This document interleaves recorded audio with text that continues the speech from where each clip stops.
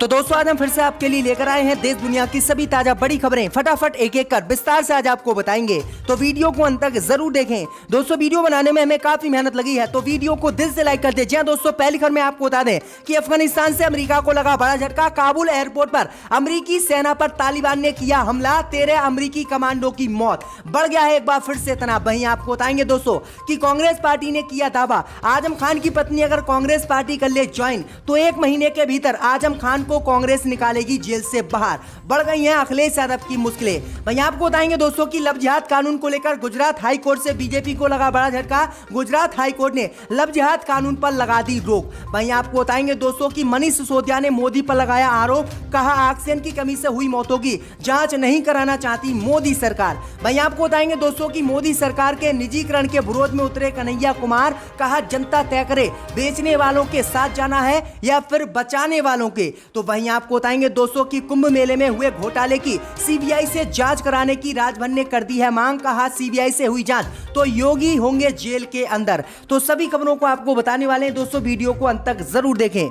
इसी बीच पर तो दोस्तों अगली खबर की ओर, तो तालिबान से अमेरिका को लगा बड़ा झटका। तालिबान ने अफगानिस्तान में अमेरिकी सेना पर किया हमला, 13 अमेरिकी सैनिक बुरी तरह से मारे गए। जी हां दोस्तों, आपको बता दें ये बड़ी खबर सामने निकल कर आई दोस्तों कि अफगानिस्तान से अमेरिका को आज बड़ा झटका लगा है। दरअसल आपको बता दें कि काबुल एयरपोर्ट पर तालिबानियों ने अमेरिकी सेना पर हमला कर दिया है। इस हमले में 13 अमेरिकी सैनिकों की मौत हो गई है, जबकि 64 बुरी तरह से घायल बताए जा रहे हैं। अमेरिकी सैनिकों के साथ साथ 2 से अन्य लोगों की भी मौत हो गई है। वहीं आपको बता दें कि जिसके बाद अमेरिका के पांव उखड़ गए हैं और अब अमेरिका ने तालिबान को चेतावनी दी है कि अमेरिकी सैनिक चुन चुनकर तालिबान को अफगानिस्तान में मारेंगे। वहीं आपको बता दें कि तालिबान ने पहले ही अमेरिका को चेतावनी दी थी कि 31 अगस्त तक अगर अमेरिका ने अपने सैनिक और नागरिकों को अफगानिस्तान से नहीं निकाला तो हम हमला करेंगे। लेकिन 31 अगस्त से पहले ही तालिबान ने अमेरिकी सेना पर यह हमला कर दिया है। तो ये बड़ी अपडेट आई दोस्तों कि अमेरिका और तालिबानियों में एक बार फिर से तनाव बढ़ गया है। इसी बीच पर तो दोस्तों अगली खबर की ओर, तो लव जिहाद कानून को लेकर भाजपा को लगा बड़ा झटका। गुजरात हाई कोर्ट ने लव जिहाद कानून पर लगाई रोक। जी हां दोस्तों, आपको बता दें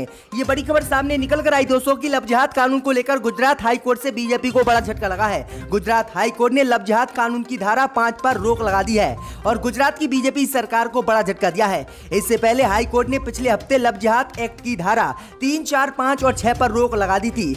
इसी रोक को हटाने के लिए हाई कोर्ट में सुनवाई हुई, जिसमें हाई कोर्ट ने धारा 5 पर लगी रोक को हटाने से साफ इनकार कर दिया है। सरकार की ओर से कहा गया है कि नियम अनुसार धर्मांतरण के लिए कलेक्टर की अनुमति की आवश्यकता है। वहीं सरकार की इस मांग का याचिकाकर्ता ने विरोध किया और हाई कोर्ट के मुख्य न्यायाधीश ने कहा कि पहले सरकार ने जब लव जिहाद कानून लागू किया था तो शादी का कोई भी इसमें मामला नहीं बताया था, लेकिन अब शादी का मामला सरकार ने बताया है, इसलिए हम धारा 5 को किसी भी कीमत पर नहीं हटा सकते। ये लोगों के साथ ना इंसाफी है कि धर्म देखकर अगर कोई शादी करता है तो उस पर यह धारा लागू हो। तो ये बड़ी अपडेट आई दोस्तों की गुजरात हाई कोर्ट से ये बड़ा झटका लव जिहाद कानून को लेकर बीजेपी को लगा है। इसी बीच पर तो दोस्तों अगली खबर की ओर, तो कांग्रेस पार्टी ने किया दावा, अगर आजम खान कांग्रेस में हो जाए शामिल तो 1 महीने के भीतर जेल से करा देंगे रिहा। जी हां दोस्तों, आपको बता दें ये बड़ी खबर सामने निकल कर आई दोस्तों कि कांग्रेस पार्टी के एक बड़े नेता ने आज दावा किया है कि अगर आजम खान और उनकी पत्नी कांग्रेस पार्टी को ज्वाइन कर लें तो 1 महीने के भीतर हम आजम खान को जेल से रिहा करवा देंगे।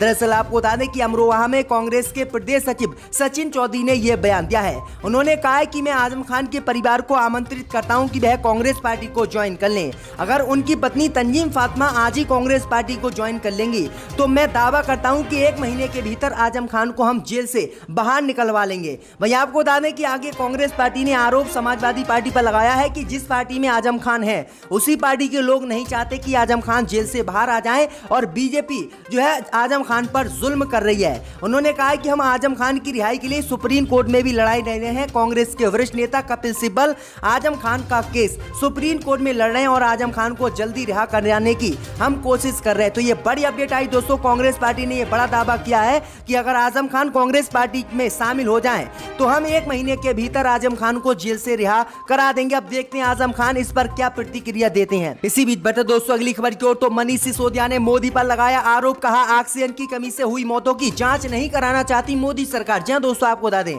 कि दिल्ली के उप मुख्यमंत्री मनीष सिसोदिया ने दावा किया है कि केंद्रीय स्वास्थ्य मंत्री मनसुख मंडाविया ने राष्ट्रीय राजधानी में ऑक्सीजन की कमी से संबंधित मौतों की जांच के लिए एक पैनल बनाने की आवश्यकता को खारिज कर दिया है, क्योंकि सुप्रीम कोर्ट द्वारा नियुक्त टास्क फोर्स इस मामले को देख रहा है।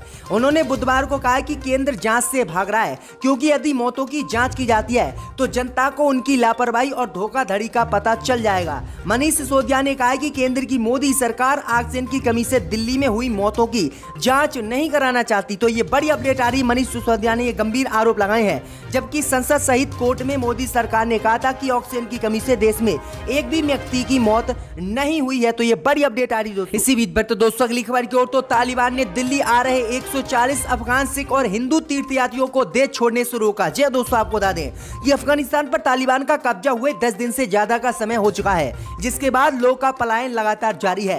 इस बीच तालिबान ने अमेरिका को अल्टीमेट देने के बाद अफगान नागरिकों को देश छोड़कर न जाने की चेतावनी दी थी। इस बीच खबर आ रही है कि तालिबान ने अफगानिस्तान से दिल्ली आ रहे 140 अफगान सिख और हिंदू तीर्थयात्रियों को देश छोड़ने से रोक दिया है। सिख समुदाय के नेताओं ने इस घटना की जानकारी दी है। अफगान के अल्पसंख्यकों को रोके जाने की खबर उस आदेश के बाद आई है जिसमें तालिबान के प्रवक्ता जबीउल्लाह मुजाहिदीन ने कहा था कि वे अब अफगानों को निकालने की अनुमति नहीं देंगे। तो ये बड़ी अपडेट आ रही है दोस्तों।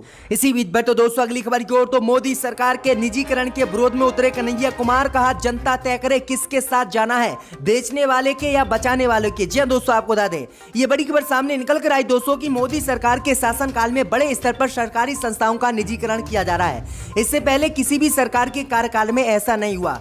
खबर के मुताबिक मोदी सरकार अब रेल के साथ साथ हवाई अड्डों, देश के highway, gas pipeline, telecom tower, PSU समेत कई सरकारी संपत्तियों को बेचने जा रही है, जिसका रोड मैप जल्दी देश की वित्त मंत्री निर्मला सीतारमण सार्वजनिक करने जा रही है। भाई आपको बता दें कि अब तक मोदी सरकार ने 13 संपत्तियों को देश की बेच दिया है। अब इसी को लेकर मोदी सरकार का विपक्षी दल विरोध कर रहे हैं। भाई आपको बता दें कि CPI नेता कन्हैया कुमार ने भी अब इस सरकार का विरोध किया है। कन्हैया कुमार ने कहा है कि जनता तय करे कि किसके साथ जाना है, बेचने वालों को या फिर बचाने वालों के। तो ये बड़ी अपडेट आई दोस्तों। वहीं आपको बता दें कि इससे पहले कन्हैया कुमार ने कहा था कि मोदी सरकार पहली देश में ऐसी सरकार है जो हमारी सरकारी संपत्तियों को बेच रही है और हमारे रोजगार को छीन रही है। तो ये बड़ी अपडेट आ रही दोस्तों। इसी बीच बढ़ते दोस्तों अगली खबर की ओर तो जातीय जनगणना को लेकर बुरी तरह से घिरी मोदी सरकार। केंद्रीय मंत्री ने अपनी ही सरकार पर साधा निशाना, बोला राजनाथ सिंह ने किया था OBC जनगणना का वादा, अब पूरा करने में क्या है भाजपा को दिक्कत। जी दोस्तों, आपको बता दें कि जातीय जनगणना को लेकर भाजपा के कई अपने ही अब सरकार पर निशाना साधने लगे हैं। NDA में शामिल अपना दल की चीफ अनुप्रिया पटेल ने कहा है कि पिछड़े जातियों की संख्या और आर्थिक स्थिति जानकर उनके विकास का काम किया जा सकता है। उन्होंने अलग से एक OBC मंत्रालय की मांग मोदी सरकार से की है। साथ ही पटेल का कहना है कि आरक्षण के लिए OBC की आय सीमा बढ़ाकर 15 लाख रुपए कर देनी चाहिए। बता दें कि 2 दिन पहले ही बिहार के मुख्यमंत्री नीतीश कुमार ने भी जो है इसी मुद्दे को लेकर प्रधानमंत्री मोदी से मुलाकात की थी, जिसमें कई नेता शामिल थे। अब इसी को लेकर उन्होंने कहा है कि राजनाथ सिंह ने हमसे वादा किया था कि हमारी सरकार बनेगी तो हम OBC जनगणना कराएंगे, लेकिन अब आखिरकार सरकार जनगणना कराने से क्यों पीछे हट रही है, आखिरकार इसमें दिक्कत क्या है। तो केंद्रीय मंत्री ने ही अपनी ही सरकार पर बड़ा हमला बोल दिया है। इसी बीच बढ़ते दोस्तों अगली खबर की ओर तो TMC सांसद और एक्ट्रेस नुसरत जहां बनी मां, बच्चे को दिया जन्म। जी दोस्तों, आपको बता दें कि बांग्ला फिल्म अभिनेत्री और TMC सांसद नुसरत जहां ने गुरुवार के कोलकाता में एक बच्चे को जन्म दिया है। नुसरत को बुधवार को राडन स्ट्रीट के एक निजी अस्पताल में भर्ती कराया गया था, जहां उन्होंने गुरुवार को दोपहर करीब 12:30 बजे C सेक्शन सर्जरी के जरिए एक बच्चे को जन्म दिया है। रिपोर्ट के मुताबिक मां और बच्चे दोनों स्वस्थ हैं। नुसरत जहां ने बेटे को जन्म दिया है। भैया आपको बता दें कि 3 महीने पहले ही अपने पति निखिल जैन से वह अलग हो गई थी। अलग होने के बाद उनके पति निखिल जैन ने कहा था कि उनका बच्चा वो नहीं है। तो ये बड़ी अपडेट आ रही दोस्तों कि किस तरह से नुसरत जहां की जिंदगी निखिल जैन ने खराब कर दिया। तो ये बड़ी अपडेट आई दोस्तों, आपकी क्या राय हमें कमेंट में जरूर बताएं। इसी बीच पर तो दोस्तों अगली खबर की ओर तो ओम प्रकाश राजभर ने किया दावा, कुंभ मेले में हुए घोटाले की CBI से हो जांच तो योगी जाएंगे जेल। जी दोस्तों, आपको बता दें कि उत्तर प्रदेश में होने वाले विधानसभा चुनाव से पहले सूबे में सत्ता रूठी योगी सरकार पर संकट के बादल मंडरा रहे हैं। दरअसल हाल ही में कैग की एक रिपोर्ट में खुलासा हुआ कि साल 2019 में आयोजित कुंभ मेले में बड़े स्तर पर फर्जीवाड़ा हुआ है। राज्य में योगी सरकार के कुशासन से जनता पहले ही काफी परेशान हो चुकी है। अब इस फर्जीवाड़े के कारण भाजपा के लिए आने वाले विधानसभा चुनाव में भी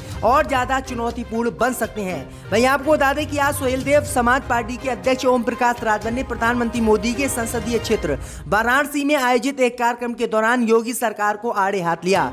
उन्होंने कहा कि अगर प्रयागराज कुंभ मेला 2019 के भ्रष्टाचार की सीबीआई से जांच हो तो योगी आदित्यनाथ जेल जाएंगे, क्योंकि इसमें करोड़ों रुपए का घोटाला हुआ है। उन्होंने कहा कि किस तरह से योगी सरकार घोटाला कर रही है। उन्होंने प्रधानमंत्री मोदी पर भी हमला बोला। उन्होंने कहा कि मोदी चाय बेचते बेचते अब देश को बेचना उन्होंने शुरू कर दिया है। तो ये बड़ी अपडेट आ रही दोस्तों। इसी बीच पर तो दोस्तों अगली खबर की ओर तो सुप्रीम कोर्ट ने पुलिस अधिकारियों को लगाई फटकार, कहा सत्ता पक्ष के साथ गठजोड़ परेशान करने वाला। जी हां दोस्तों, आपको बता दें कि पुलिस अफसरों की सत्ताधारी दलों के साथ गठजोड़ को लेकर सुप्रीम कोर्ट की ओर से सरकारी अधिकारियों को फटकार लगाई गई है। चीफ जस्टिस एनवी रमना ने कहा कि देश में ये परेशान करने वाला ट्रेंड है कि पुलिस अफसर सत्ता में मौजूद राजनीतिक पार्टियों का पक्ष लेते हैं और उनके विरोधियों के खिलाफ कार्रवाई करते हैं। ये बयान ऐसे समय आया है जब कई राज्यों में पुलिस पर राजनीतिक रूप से प्रेरित जांच के आरोप लगे हैं। तो ये बड़ी अपडेट आई दोस्तों कि सुप्रीम कोर्ट के जज ने पुलिस को फटकार लगाई है, क्योंकि आजम खां सहित देश के कई नेता हैं जिन पर